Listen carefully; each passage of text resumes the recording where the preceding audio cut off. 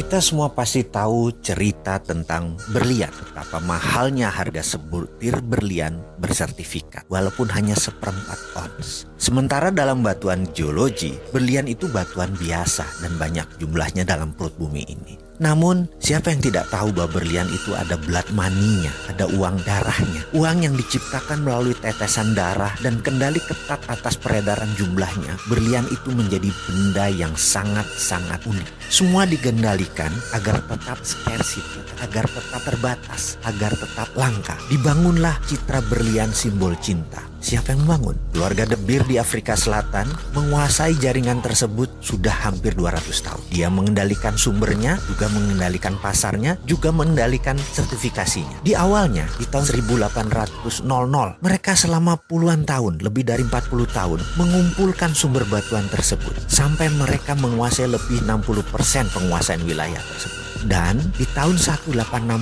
mereka mendeklar dengan menyatakan bahwa berlian adalah simbol cinta, berlian adalah simbol kehormatan, berlian adalah sebuah kekuatan, berlian adalah sebuah kemurnian. Dan image tersebut membuat benda berwarna putih bening tersebut berharga ribuan dolar, walaupun dengan gramasi yang sangat kecil. Kalau Anda tahu itu batuan apa, tetapi kita tidak bisa apa-apa. Kita semua sudah menjadi budak atas pencitraan berlian tersebut. Kita hanya menjadi korban pengambil price taker. Kita tidak bisa menentukan harga berlian. Kita pasrah dengan harga berlian tersebut. Apakah ini kesepakatan bersama? Oh tidak. Ini adalah keterpaksaan yang diciptakan. Dan apa yang keluarga De Beer itu ciptakan dalam bahasa sederhana, dalam bahasa ekonominya adalah economic alchemy atau rumus kimia sukses. Citra berlian sampai saat ini sudah 160 tahun. Sudah banyak tertanam di bawah sadar kita bahwa berlian adalah batuan paling mulia dan paling mahal. Kita ambil contoh, kita sekarang punya batu aki, batu kecubung atau batu lainnya. Kita tidak akan pernah bisa mengalahkan citra berlian tersebut karena citra tersebut dikawal dengan ketat oleh keluarga tersebut. Sekali lagi,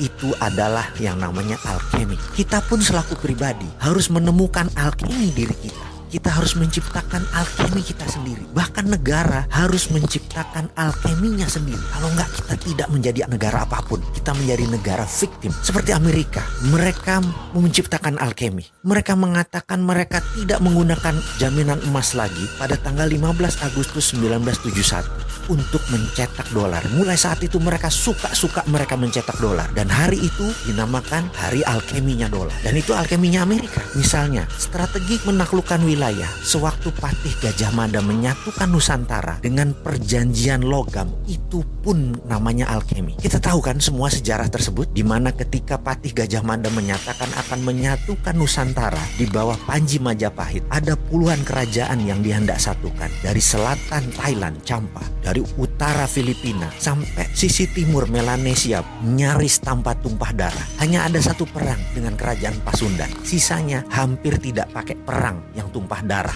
Yang dipakai adalah perjanjian logam. Emas Majapahit dipinjamkan ke berbagai kerajaan dan mereka yang menerima pinjaman emas tersebut menaikkan Panji Majapahit bendera gula kelapa yang berwarna merah putih. Penaklukan Gajah Mada menyatukan Nusantara adalah economic warfare, menggunakan hegemoni ekonomi, bukan hegemoni militer. Cara itu pula yang ditiru Cina dengan strategi obor, one belt, one road, dipinjaminya economic warfare. Apa yang Gajah Mada lakukan? Itu adalah alkemi.